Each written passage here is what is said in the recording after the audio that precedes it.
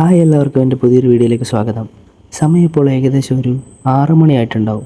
ഞാനിപ്പോൾ ആഗ്രയിലെ എൻ്റെ ഹോട്ടൽ മുറിയിലാണുള്ളത്. ജനൽ തുറക്കുമ്പോൾ കാണുന്ന കാഴ്ചയാണിത്. രാവിലെ പ്രത്യേകിച്ച് പണിയൊന്നും ഇല്ലാത്തതുകൊണ്ട് നടക്കാൻ ഇറങ്ങാമെന്ന് വിചാരിച്ചിട്ട് റൂമിൽ നിന്ന് ഇറങ്ങി. കേവലം ഒരു ഫ്ലോറിൽ ഇറങ്ങാനായിട്ട് ലിഫ്റ്റ് ഉപയോഗിക്കുന്നത് സ്റ്റെപ്പ് ഇറങ്ങാൻ മടിയായതുകൊണ്ടാണ്. പിന്നെ അതിൽ കാണുന്ന എല്ലാത്തിലും ഞെക്കി കളിച്ചിട്ട് ലാസ്റ്റ് ഡോർ ക്ലോസ് ചെയ്തു. ഇന്നലെ ഉറങ്ങിയിട്ടില്ല? ഇല്ല, നല്ല രാത്രി. അതിരാവിലെ എണീച്ച് പോവുകയും ചെയ്യണം താജിലേക്ക്. താജിലേക്ക് എൻ്റെ രണ്ടാമത്തെ താജ്. ഫസ്റ്റ് ടൈം താജ് കാണാൻ. നീയോ? ഞാൻ ഇതുവരെ താജ് കണ്ടിട്ടില്ല. ആ സെക്കൻഡ് നോക്കാം. പോകില്ലെങ്കിൽ കാണാൻ പറ്റിയിരിക്കും. പോകില്ലാതാണ് വിശ്വാസം. ഇത് കൂട്ടുണ്ടേ വേണ്ടല്ലേ? ലിഫ്റ്റ് കൂട്ടാൻ നിൽക്കുന്ന അതിരാവിലെ ആയതുകൊണ്ടായിരിക്കാം അധികം ആൾക്കാരൊന്നും റോഡിലൊന്നും ഇല്ല.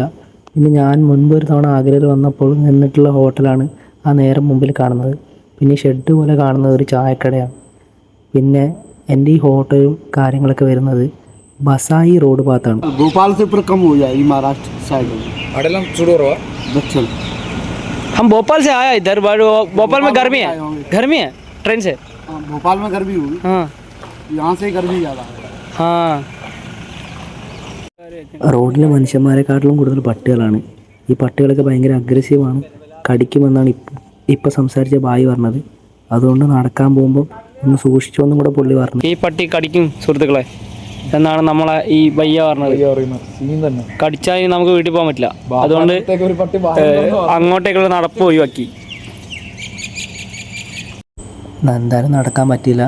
എന്നാൽ പിന്നെ പോയി ഫുഡ് കഴിക്കാമെന്ന് വെച്ചിട്ട് നേരെ ഫുഡ് കഴിക്കുന്നിടത്തേക്ക് പോയി. നേരത്തെ പോയതുകൊണ്ട് കുറച്ച് സാൻഡ്വിച്ച് അല്ലാണ്ട് വേറെ ഒന്നും ഉണ്ടായിരുന്നില്ല. ഇതാണ് നമ്മളെ മെസ് ഹാൾ. പക്ഷെ ഇതിലൊന്നും ഒന്നുമില്ല, നടക്കണം അത്ര. സാൻഡ്വിച്ച് മാത്രം പോയി. പിന്നെ ഏകദേശം ഒരു അരമണിക്കൂർ കൊണ്ട് തന്നെ ഫുഡൊക്കെ റെഡിയായി. പോഹ, ആലു കറി, പൂരി, മുട്ട, സാൻഡ്വിച്ച് ഒക്കെയാണ് നമ്മുടെ ഇന്നത്തെ ഫുഡ്. ഞാൻ പിന്നെ അതിൽ നിന്ന് എല്ലാത്തിൽ നിന്നും കുറച്ചെടുത്ത്. പോഹ ഞാൻ ആദ്യമായിട്ടാണ് കഴിക്കുന്നത്, പക്ഷേ എനിക്ക് ഇഷ്ടപ്പെട്ടില്ല. ഫുഡൊക്കെ കഴിച്ചിട്ട് നേരെ ബസ്സിൽ കയറി. ഇന്ന് ആദ്യം പോകുന്നത് ആഗ്ര ഫോർട്ടിലേക്കാണ്. ഫോർട്ട് എത്തുന്നവരെ ഞാൻ കുറച്ച് ആഗ്ര നഗരത്തിൻ്റെ ചരിത്രം പറയാം. ഉത്തർപ്രദേശ് സംസ്ഥാനത്തിൻ്റെ യമുന നദീതീരത്ത് സ്ഥിതി ചെയ്യുന്നൊരു പുരാതന നഗരമാണ് ആഗ്ര. മഹാഭാരത കാലത്ത് അഗ്രബാണ എന്ന് പറയുന്നത് ഈ നഗരത്തെക്കുറിച്ചാണെന്നൊരു പരാമർശമുണ്ട്. എന്നാൽ ശരിക്കും ആഗ്ര ഒരു പ്രധാനപ്പെട്ട നഗരമായിട്ട് മാറുന്നത് അവസാന ഡൽഹി സുൽത്താനേറ്റിലെ ലോധി ഡൈനാസ്റ്റിയിലെ സിക്കന്ദർ ലോധി 1504 ആഗ്രയെ തലസ്ഥാനമാക്കുന്നതോടെയാണ്. പക്ഷേ ആഗ്രയുടെ ഏറ്റവും മഹത്തായ കാലഘട്ടമായിട്ട് പറയപ്പെടുന്നത് മുഗൾ ഭരണകാലമായിരുന്നു. 1526 പാനിപ്പത്ത് യുദ്ധത്തിൽ വിജയിച്ച ശേഷം ബാബർ ആഗ്രയിൽ അധികാരം സ്ഥാപിച്ചു. ശേഷം അക്ബർ ആഗ്രയെ ശക്തമായിട്ടുള്ള തലസ്ഥാനമാക്കി മാറ്റി ഇന്ന് കാണുന്ന രീതിയിൽ ആഗ്ര ഫോർട്ട് പണി കഴിപ്പിച്ചു. പിന്നെ ജഹാംഗീറിൻ്റെ ഭരണകാലത്തും പിന്നീട് വന്ന ഷാജഹാൻ്റെ കാലത്തും ആഗ്ര ലോകപ്രശസ്തമായിട്ട് മാറി. അതിന് കാരണം താജ്മഹൽ ഇവിടെ പണിത് തീർത്തായിരുന്നു. രാവിലെ തന്നെ സിറ്റിയിൽ നല്ല ട്രാഫിക്കാണ്. ചെറിയ രീതിയിലൊരു ബ്ലോക്കൊക്കെ കിട്ടി. നമ്മുടെ നാട്ടിലൊക്കെ ഉള്ള പോലെ ഈ പോലീസ് പെറ്റിയടിക്കുന്ന പരിപാടിയൊന്നും ഇവിടെ ഇല്ലയെന്ന് തോന്നുന്നു. 3-4 ഗ്യാസ് ഊറ്റിയൊക്കെ ആയിട്ട് പോകുന്ന ആൾക്കാരെയും ട്രിപ്പിൾസും 4 അടിച്ച് ഹെൽമെറ്റ് ഇല്ലാണ്ട് പോകുന്ന ആൾക്കാരൊക്കെ ഈ റോഡിൽ ഇഷ്ടം പോലെ കാണാം. സമയം ഏകദേശം ഒരു 9-9:30 ആയപ്പോൾ തന്നെ ഞങ്ങൾ ആഗ്ര ഫോർട്ടിൻ്റെ മുമ്പിലെത്തി. അപ്പോൾ ഈ ഒരു വീഡിയോ ഞാൻ കഷ്ടപ്പെട്ടൊരു മതിലിൻ്റെ മേലെ വലിഞ്ഞു കയറി നിന്നിട്ട് എടുത്താണ്. അങ്ങനെ നമ്മൾ ഫസ്റ്റത്തെ ഡെസ്റ്റിനേഷൻ എത്തില്ലടാ ആഗ്ര ഫോർട്ട്.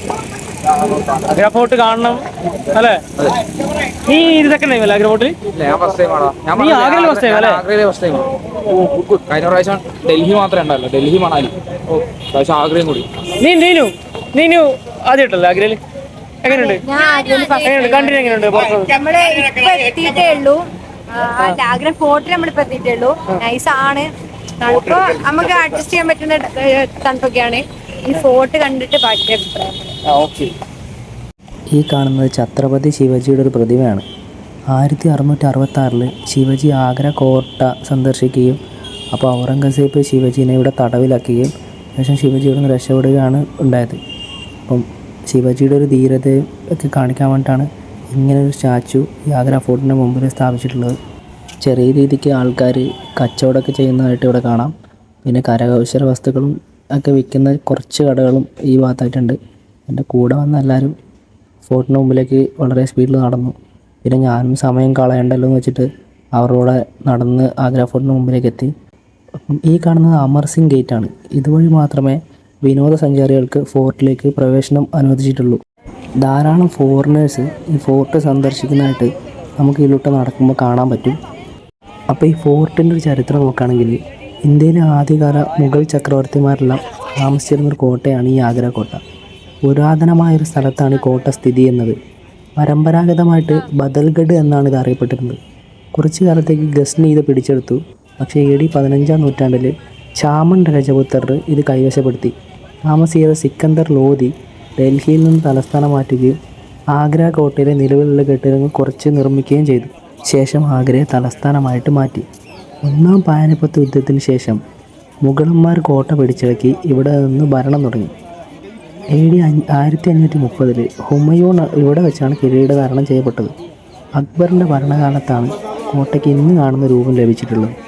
അബുൽ ഫസൽ പറയുന്നതനുസരിച്ച് AD 1558 അക്ബർ ഇവിടെ എത്തിയപ്പോൾ ഇഷ്ടിക കോട്ട മൊത്തം തകർന്നൊരവസ്ഥയിലായിരുന്നു ഉണ്ടായിരുന്നത്. അക്ബർ പിന്നെ ഇത് ചുവന്ന മണൽക്കല്ലുകൊണ്ട് പുനർനിർമ്മിക്കാൻ ഉത്തരവിട്ടു. 8 വർഷത്തിനുള്ളിൽ ആണ് ഇതിൻ്റെ പണി മുഴുവനായിട്ട് പൂർത്തിയായിട്ടുള്ളത്.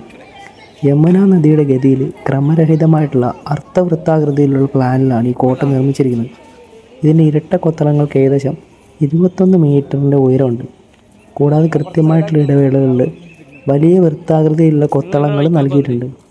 കോട്ടയുടെ അർദ്ധവൃത്തത്തിന് ചുറ്റും വിശാലമായ ആഴത്തിലുള്ള കിടങ്ങുകളുണ്ട്. 4 വശങ്ങളായിട്ടും 4 കവാടങ്ങളും നൽകിയിട്ടുണ്ട്. അതിൽ തെക്കൻ കവാടം നമ്മളിപ്പോൾ കയറി വന്നിട്ടുള്ള അമർ സിംഗ് ഗേറ്റ് എന്നും പിന്നെ വടക്ക് ഭാഗത്തായിട്ടുള്ള ഗേറ്റ് ഡൽഹി ഗേറ്റ് എന്നാണ് അറിയപ്പെടുന്നത്. ഇവിടെ പിന്നെ കുറച്ച് അണ്ണാമാരെയൊക്കെ കാണാം. നമ്മൾ പറഞ്ഞെന്ന വിഷയത്തിൽ നിന്ന് തന്നെ മാറി. അപ്പോൾ ഈ പറഞ്ഞ 2 കവാടങ്ങളല്ലാണ്ട് എലിഫൻറ്റ് ഗേറ്റ് എന്നും കിസ്ര ഗേറ്റ് എന്നും അറിയപ്പെടുന്ന 2 കവാടങ്ങൾ കൂടിയുണ്ട്. അതിൽ അവസാനത്തേത് തുറക്കുന്നത് നദിക്കരയിലേക്കാണ്.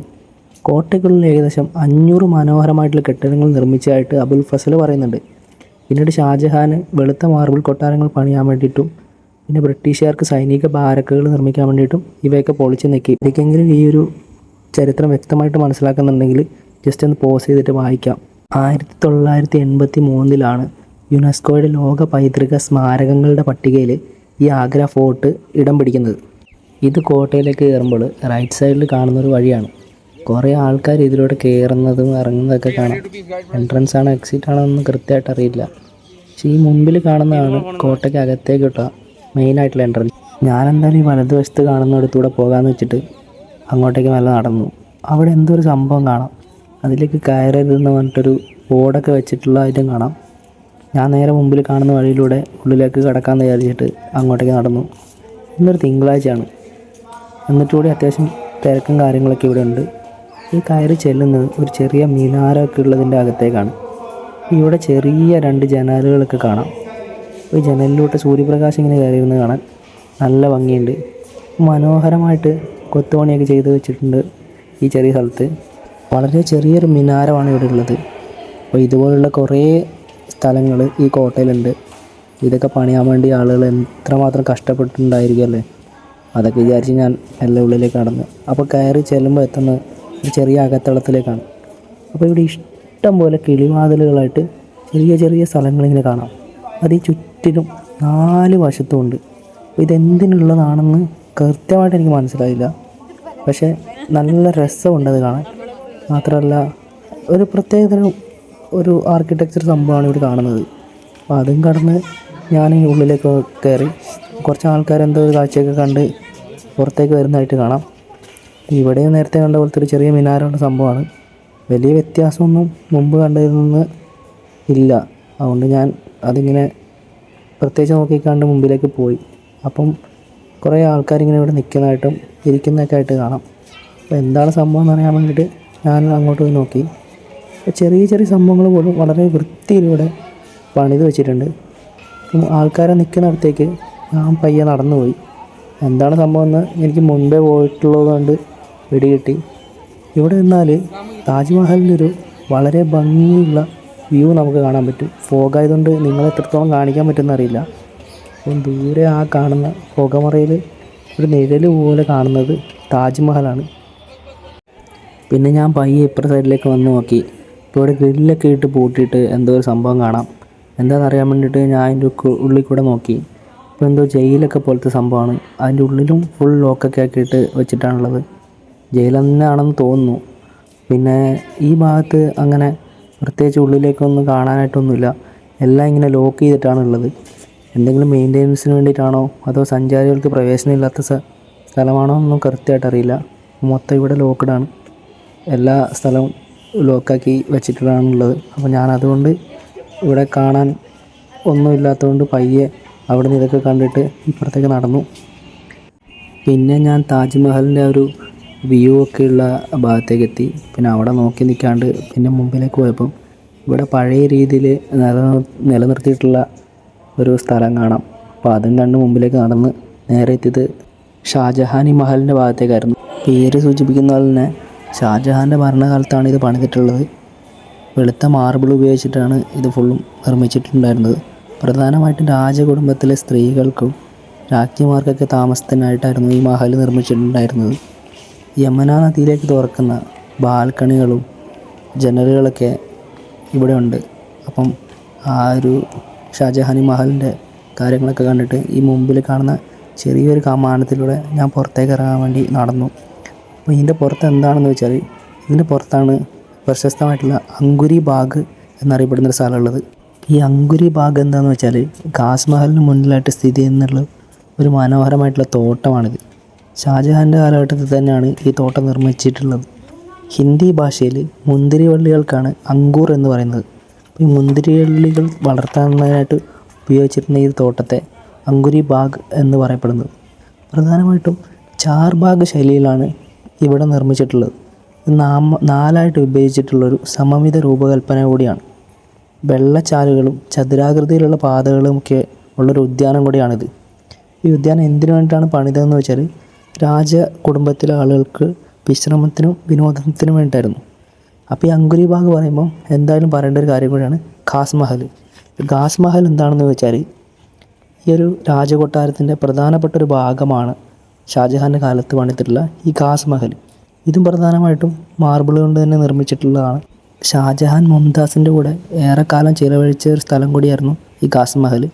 അങ്ങ് ദൂരെ മുത്തമ്മൻ ബുർജിൻ്റെ മിനാരൊക്കെ കാണാം. അപ്പോൾ അതിൻ്റെ വീഡിയോ ഒക്കെ എടുത്തിട്ട് ഞാൻ നേരെ മുമ്പിലേക്ക് നടന്നു.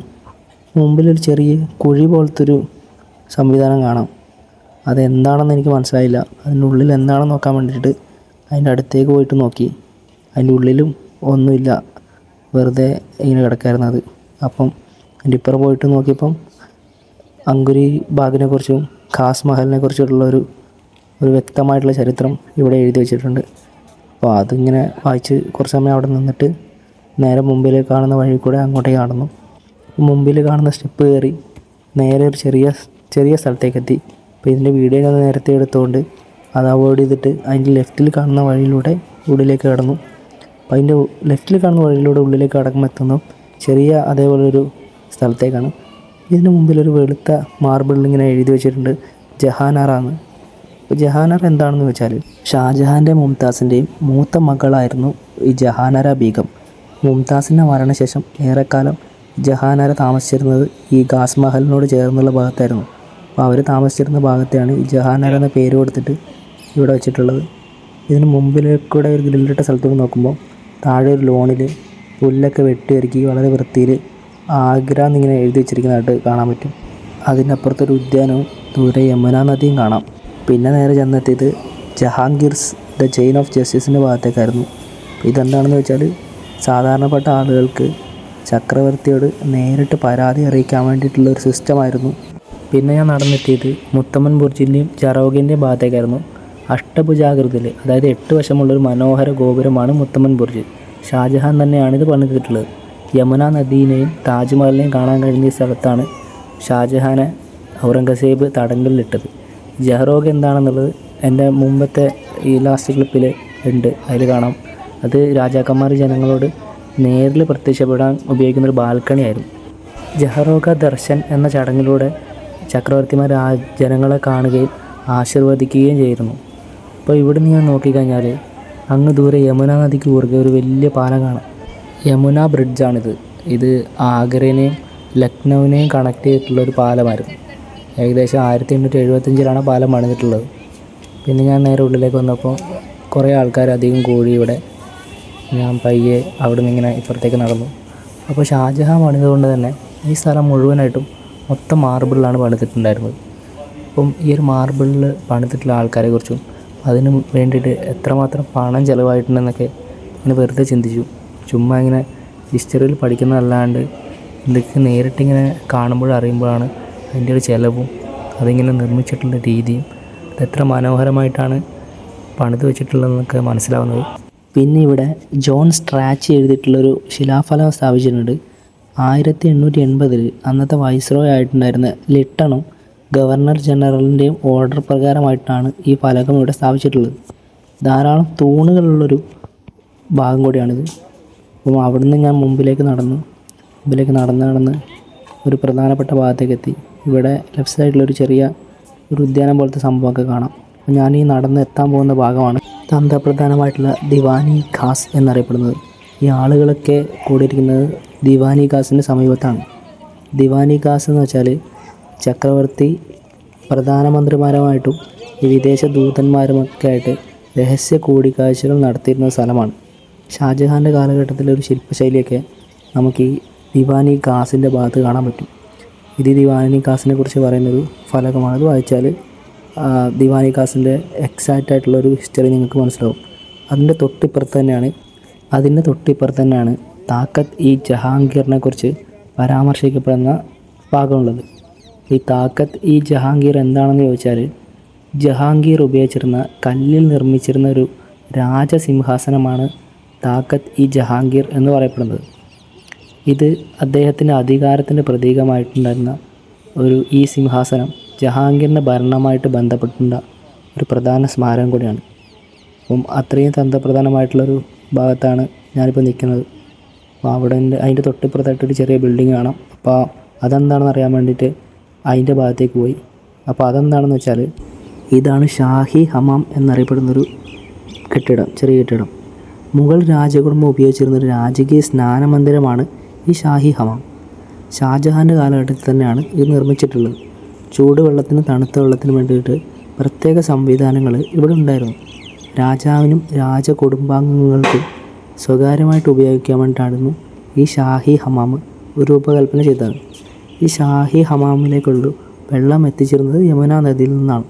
അതിനെക്കുറിച്ച് പറയുന്നൊരു വ്യക്തമായിട്ടുള്ളൊരു ഫലകം ഇവിടെ വെച്ചിട്ടുണ്ട്. അപ്പോൾ ഇത് നോക്കിയാലും അത് മനസ്സിലാവും. പ്രത്യേകിച്ച് പേർഷ്യൻ വീല്, അതായത് റഹത്ത് സംവിധാനം എന്നാണ് പറയുക. ഇത് ഉപയോഗിച്ചിട്ടാണ് യമുന നദിയിൽ നിന്ന് വെള്ളം ഉയർത്തി ഈ ഒരു ഷാഹി ഹമാമിലേക്ക് എത്തിച്ചിരുന്നത്. കോട്ടയ്ക്കുള്ളിൽ ഭൂഗർഭ പൈപ്പ് സംവിധാനം വഴി വെള്ളം ഹമാമിലേക്ക് എത്തിച്ചു.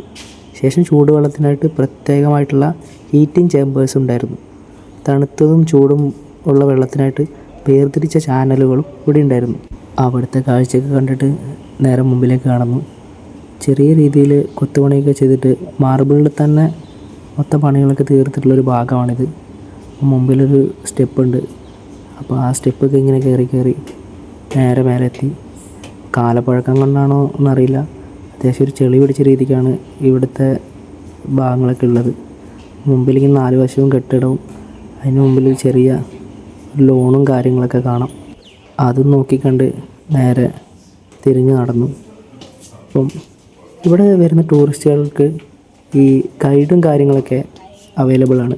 അപ്പം വിശദമായിട്ടിപ്പം ആർക്കെങ്കിലും ഈ ഒരു ആഗ്ര ഫോർട്ടിനെ കുറിച്ച് അറിയണമെന്നുണ്ടെങ്കിൽ ഒരു ഗൈഡുമായിട്ട് വന്നു കഴിഞ്ഞാൽ അവർ കൃത്യവും വ്യക്തമായിട്ട് എല്ലാം പറഞ്ഞു തരും. ഇപ്പം ഞാൻ നടന്ന് ഏകദേശം നഗീന മസ്ജിദിൻ്റെ അടുത്ത് എത്തി. ഈ നഗീന മസ്ജിദിൻ്റെ ഉള്ളിലേക്ക് കയറണമെങ്കിൽ ചെരുപ്പും കാര്യങ്ങളൊക്കെ അഴിച്ചു വെക്കണം. എന്താണ് നഗീന മസ്ജിദ് എന്ന് ഇവിടെ വ്യക്തമായിട്ട് എഴുതി വെച്ചിട്ടുണ്ട്. ഞാൻ പതിയെ ഷൂവും കാര്യങ്ങളൊക്കെ അഴിച്ചിട്ട് മസ്ജിദിൻ്റെ ഉള്ളിലേക്ക് കയറി. ഒരു ചെറിയ മരത്തിൻ്റെ വാതിലും കാര്യങ്ങളൊക്കെ ഉണ്ട്. അതിൻ്റെ ഉള്ളിലേക്ക് കയറി. ഇതും മാർബിളിൽ തന്നെയാണ് പണിതിട്ടുള്ളത്. ഷാജഹാൻ്റെ കാലഘട്ടത്തിൽ തന്നെയാണ് ഈ നഗീന മസ്ജിദും പണിതീർത്തിട്ടുള്ളത്. ഈ ആഗ്ര ഫോർട്ടിലെ ഭൂരിഭാഗം കെട്ടിടങ്ങളും ഷാജഹാൻ്റെ കാലത്ത് തന്നെ പണിതീർത്തവയാണ്. അപ്പോൾ ഈ രാജകുടുംബത്തിലെ സ്ത്രീകൾക്ക് പ്രാർത്ഥനയ്ക്ക് വേണ്ടിയിട്ടാണ് ഈ നഗീന മസ്ജിദ് നിർമ്മിച്ചിട്ടുള്ളത്. പൊതുജനങ്ങൾക്ക് ഇങ്ങോട്ടേക്ക് പ്രവേശനം ഉണ്ടായിരുന്നില്ല. ഇവിടെ ഒരു ഭാഗത്ത് നിലത്ത് 4 ചെറിയ ദ്വാരങ്ങൾ കാണാം. അതിൽ ആൾക്കാർ കുറേ ചില്ലറ പൈസ ഇട്ടിരിക്കുന്നതായിട്ടും കാണാം. ഇനി എന്തെങ്കിലും ആചാരത്തിൻ്റെ ഭാഗമായിട്ട് അവിടെ കൊണ്ടിടുന്നതാണോ എന്നൊന്നും കൃത്യമായിട്ട് അറിയില്ല. ഈ നഗിന മസ്ജിദിൻ്റെ ഉള്ളിൽ അധികം നേരം നിൽക്കാൻ വേണ്ടിയിട്ട് അവിടുത്തെ സെക്യൂരിറ്റി സമ്മതിക്കില്ല. അത് എന്തുകൊണ്ടാണെന്നൊന്നും അറിയില്ല. അതുകൊണ്ട് ഞാനൊരു 5 മിനിറ്റ് കൊണ്ട് തന്നെ ഇറങ്ങി. എന്നിട്ട് ആ ഒരു കെട്ടിടത്തിൽ നിന്ന് ജസ്റ്റ് വലം വെച്ചിട്ട് ഈ കാണുന്ന വഴിയിലൂടെ പുറത്തേക്ക് ഇറങ്ങി. പിന്നെ അവിടെ മൊത്തത്തിലൊന്ന് കറങ്ങി എൻ്റെ ഒരു സെൽഫി വീഡിയോയും കൂടെ വെറുതെ ഒന്ന് എടുത്ത് നോക്കി. പിന്നെ അവിടുന്ന് റൈറ്റിലേക്ക് നോക്കുമ്പോൾ കുറച്ചധികം ബിൽഡിങ്സ് അവിടെ ഉള്ളതായിട്ട് കാണാം. പിന്നെ അതായി ലക്ഷ്യം, അങ്ങോട്ടേക്ക് ഞാൻ നടന്നു.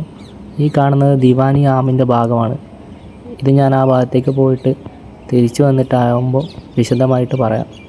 പിന്നെ ആ ഒരു ബിൽഡിങ്ങും ഇങ്ങനെ 3 മിനാരങ്ങളായിട്ട് നിൽക്കുന്ന ഒരു ബിൽഡിങ്ങൊക്കെ കാണാം. അപ്പോൾ അങ്ങോട്ടേക്ക് നടന്നു. മനോഹരമായിട്ട് പുല്ലൊക്കെ വെട്ടി ഒരുക്കി സെറ്റപ്പാക്കിയിട്ടുള്ളൊരു വഴിയാണ് ഇവിടെ. സ്ഥിരമായിട്ട് ഇവിടെ മെയിൻ്റെനൻസ് വർക്ക് നടക്കുന്നതെന്നറിയാം. തൊഴിലാളികൾ ധാരാളമായിട്ടും പണിയൊക്കെ എടുക്കുന്നതായിട്ടും കാണാം. അപ്പോൾ ഈ ഒരു ഗേറ്റിൻ്റെ ഉള്ളിലായിട്ട് പ്രധാനമായിട്ടും 3 നിർമ്മിതികളാണുള്ളത്. ഒന്ന് മീനാ ബസാർ, പിന്നെ മോട്ടി മസ്ജിദ്, പിന്നെ കിച്ചറി ഗേറ്റ്. ഇത് റെസ്ട്രിക്റ്റഡ് ഏരിയ ആണ്. ഇതിനുള്ളിലേക്ക് സഞ്ചാരികൾക്ക് പ്രവേശനമില്ല. പിന്നെ ഞാൻ വെറുതെ കയറാൻ പറ്റുമെന്ന് അവിടുത്തെ സെക്യൂരിറ്റിയോട് ചോദിച്ചു. അപ്പോൾ അദ്ദേഹം പറ്റില്ല എന്നാണ് പറഞ്ഞത്. ഈ മീനാ ബസാർ എന്ന് പറഞ്ഞാൽ ഈ രാജകുടുംബങ്ങൾക്ക് വേണ്ടിയിട്ട് നടത്തുന്ന പ്രത്യേക വിപണിയായിരുന്നു ഇത്. ആഭരണങ്ങൾ, വസ്ത്രങ്ങൾ, ബാക്കി വസ്തുക്കളൊക്കെ ഇവിടെ വിൽപ്പന നടത്തിയിരുന്നു. പ്രധാനമായിട്ട് സ്ത്രീകൾക്ക് വേണ്ടി ആയിരുന്നു ഇത് സംഘടിപ്പിച്ചിരുന്നത്. പിന്നെയുള്ള മോട്ടി മസ്ജിദ് എന്ന് പറഞ്ഞാൽ ഇത് പണിതതും ഷാജഹാനാണ്. മാർബിളിൽ തന്നെയാണ് ഇതും പണിതിട്ടുള്ളത്. രാജകുടുംബത്തിനും കൊട്ടാരവാസികൾക്കും പ്രാർത്ഥനയ്ക്ക് വേണ്ടിയിട്ടായിരുന്നു ഈ ഒരു മസ്ജിദ് ഉണ്ടായിരുന്നത്. പിന്നെയുള്ള കിച്ചറി ഗേറ്റിനെ കുറിച്ച് ഞാൻ നേരത്തെ പറഞ്ഞിരുന്നു. യമുന നദിയിലേക്ക് നടക്കുന്നൊരു പ്രധാന കവാടമാണ് കിച്ചറി ഗേറ്റ്. നദീമാർഗ ഗതാഗതത്തിനും ജലവിതരണത്തിനും വേണ്ടിയിട്ടായിരുന്നു ഈ കിച്ചറി ഗേറ്റ് ഉപയോഗിച്ചിരുന്നത്. എല്ലാവരുടെ അറിവിലേക്ക് ഇരിക്കട്ടെ വെച്ചിട്ട് ഒരു പ്രത്യേക വീഡിയോ ഞാൻ ഇപ്പോൾ കാണിച്ചുതരാം. ഇവിടെ ഈ വാളിൽ നിറച്ചും ആൾക്കാർ അവരുടെ പേരും അവരുടെ പ്രണയിനികളുടെ പേരൊക്കെ ഇങ്ങനെ എഴുതി വെച്ചിരിക്കുന്നതായിട്ട് കാണാൻ പറ്റും. ഇത് തീർത്തും മോശമായിട്ടുള്ളൊരു പ്രവണതയാണ്. ഇതിപ്പോൾ മലയാളികൾ ആരെങ്കിലും ഇവിടെ ചെന്നിട്ട് എഴുതി വെക്കുന്നുണ്ടോ എന്നറിയില്ല. അപ്പോൾ ആരാണിങ്ങനെ ചെയ്യുന്നതെങ്കിലും അത് ഭയങ്കര മോശമായിട്ടുള്ള കാര്യമാണ്. നമ്മുടെ ഇത്രയും നല്ല നിർമ്മിതികളൊക്കെ സംരക്ഷിക്കേണ്ടത് നമ്മൾ ഓരോ ഇന്ത്യക്കാരുടെയും ചുമതലയാണ്. നമ്മൾ ഇന്ത്യക്കാരെ പോലെ തന്നെ ഇവിടെ അനവധി വിദേശികളും വിദേശ സഞ്ചാരികളും ഇങ്ങോട്ടേക്ക് വരാറുണ്ട്. പക്ഷെ അവരാരും ഇങ്ങനത്തെ ഒരു മോശം പ്രവൃത്തി ചെയ്യുന്നില്ല. കാരണം വെച്ചാൽ അവരുടെ ചരിത്ര സ്മാരകങ്ങളൊക്കെ എങ്ങനെ സംരക്ഷിക്കണമെന്ന് അവർക്ക് വ്യക്തമായിട്ടുള്ള ബോധമുണ്ട്. നമ്മൾ ഓരോരുത്തരും നമ്മുടെ ഇതുപോലുള്ള പൈതൃകം സൂക്ഷിക്കുന്ന ബിൽഡിങ്ങുകളും കാര്യങ്ങളൊക്കെ സംരക്ഷിക്കുക, അത് നമ്മുടെ മാത്രം ഉത്തരവാദിത്തമാണ്. ഈ ദിവാനി ആമിൻ്റെ ഓപ്പോസിറ്റായിട്ട് ഒരു കിണർ കാണാൻ പറ്റും. ഞാൻ പതിയെ ആ കിണറിൻ്റെ അടുത്തേക്ക് നടന്നു. സ്റ്റെപ്പ് വെൽ എന്ന് അവിടെ എഴുതി വെച്ചിട്ടുണ്ട്. അപ്പോൾ അതിൻ്റെ ഉള്ളിലൂടെയുള്ളൊരു സ്ഥലത്തൂടെ നോക്കി കിണറ്റിൽ വെള്ളമൊക്കെ ഉണ്ട്. അത് ഉപയോഗശൂന്യമാണെന്ന് തോന്നുന്നു. എൻ്റെ ഒരു നിഗമനം വെച്ചിട്ട് അന്നത്തെ കാലത്ത് ഈ കൊട്ടാര നിവാസികളിൽ ഉപയോഗിച്ചിരുന്നത് ഈ സ്റ്റെപ്പ് വെല്ലിലെ വെള്ളമായിരിക്കാം. പിന്നെ എൻ്റെ ഒരു ഫ്രണ്ട് എന്ന് പറയുമ്പോഴാണ് ശീഷ് മഹൽ എനിക്ക് മിസ്സായിട്ടുള്ള കാര്യം ഞാൻ ഓർത്തത്. അപ്പോൾ ഞാൻ നേരെ ഖാസ് മഹലിൻ്റെ അടുത്തേക്ക് പോയി. അപ്പോൾ ഇവിടെ ബ്ലൈൻഡ്സിനൊക്കെ വായിക്കാൻ വേണ്ടിയിട്ട് വെച്ചിട്ടുള്ള ബോർഡാണെന്ന് തോന്നുന്നു. ഞാൻ നേരെ ഖാസ് മഹലിൻ്റെ ഉള്ളിലേക്ക് കയറി. അവിടുന്ന് നേരെ നടന്ന് ശീഷ് മഹലിൻ്റെ ഭാഗത്തേക്ക് പോയി. ഈ കാണുന്ന അങ്കുരി ബാഗാണ്. അപ്പോൾ ഇതിനെക്കുറിച്ച് ഞാൻ മുമ്പേ പറഞ്ഞിട്ടുള്ളതുകൊണ്ട് പിന്നെ എടുത്തു പറയുന്നില്ല. നേരെ ശീഷ് മഹലിൻ്റെ ഭാഗത്തേക്ക് എത്തി. ഷാജഹാൻ്റെ കാലത്ത് നിർമ്മിച്ചൊരു കണ്ണാടി മന്ദിരമാണ് ഈ ശീഷ് മഹൽ. ഭിത്തികളിലും മേൽക്കൂരയിലും ചെറു കണ്ണാടികൾ പതിപ്പിച്ച അലങ്കാരം കാണാം. രാജകുടുംബത്തിൻ്റെ സ്വകാര്യ ഭാഗമായിരുന്നു ഇത്. പ്രത്യേകിച്ച് രാജ്ഞിമാരായിരുന്നു ഈ മഹൽ ഉപയോഗിച്ചിരുന്നത്. ഒരു വിളക്കിൻ്റെ വെളിച്ചം പോലും മുഴുവൻ മന്ദിരം പ്രകാശിപ്പിക്കുന്ന തരത്തിലാണ് ഇതിൻ്റെ രൂപകൽപ്പന. നിർഭാഗ്യവശാൽ ശീഷ് മഹലിൻ്റെ ഉള്ളിലേക്കും നമുക്ക് പ്രവേശനമില്ല. അതും ഗ്രില്ലിട്ടിട്ട് പ്രൊട്ടക്റ്റ് ചെയ്ത് വെച്ചിട്ടാണുള്ളത്. പിന്നെ ഞാൻ കുറേ കറങ്ങി തിരിഞ്ഞ് ഈ ദിവാനി ആമിൻ്റെ മുമ്പിലേക്കെത്തി. ഈ ദിവാനി ആമിൻ്റെ മുമ്പിൽ റൈറ്റ് സൈഡിൽ ഒരു ശവകുടീരം നമുക്ക് കാണാൻ പറ്റും. ഇത് ആരുടെ ശവകുടീരമാണെന്ന് വെച്ചാൽ ജോൺ റസൽസ് കോൾവിൻ്റെ ശവകുടീരമാണിത്. ആരാണ് ഈ റസൽസ് കോൾവിൻ? എന്തിനാണ് അദ്ദേഹത്തിൻ്റെ ശവകുടീരം ഈ ഫോർട്ടിലെന്ന് ചോദിച്ചാൽ ബ്രിട്ടീഷ് ഭരണകാലത്ത് നോർത്ത് വെസ്റ്റേൺ പ്രവിശ്യകളുടെ ലെഫ്റ്റനൻറ്റ് ഗവർണറായിരുന്നു അദ്ദേഹം. 1857 ഇന്ത്യൻ വിപ്ലവകാലത്ത് അധികാരത്തിലുണ്ടായിരുന്ന അദ്ദേഹം പിന്നീട് കോട്ടയിൽ അഭയം പ്രാപിച്ചു. കലാപകാലത്ത് അദ്ദേഹം അസുഖബാധിതനായി മരണപ്പെട്ടു. ആ സമയത്ത് സുരക്ഷാ കാരണങ്ങൾ കൊണ്ടാണ് അദ്ദേഹത്തിൻ്റെ ശവകുടീരം ഈ കോട്ടയിൽ തന്നെ സംസ്കരിച്ചത്. ഈ ദിവാനി ആമും ഷാജഹാൻ തന്നെ നിർമ്മിച്ചിട്ടുള്ളതാണ്. ഇതെന്തിനു വേണ്ടി പണിതാണെന്ന് വെച്ചാൽ പൊതുജനങ്ങളുമായിട്ട് ചക്രവർത്തിക്ക് നേരിട്ട് കൂടിക്കാഴ്ച നടത്താൻ വേണ്ടിയിട്ടായിരുന്നു. അതിനു വേണ്ടിയിട്ടായിരുന്നു ഇങ്ങനൊരു പൊതുജന ദർബാർ ഹാള് പണിതത്. ഇവിടെ രാജാവ് ജനങ്ങളുടെ പരാതികളും അപേക്ഷകളും ഒക്കെ കേട്ട് നീതി നടപ്പിലാക്കുമായിരുന്നു. ഇത് പ്രധാനമായിട്ടും മാർബിളിൽ തന്നെയാണ് പണിതിട്ടുള്ളത്.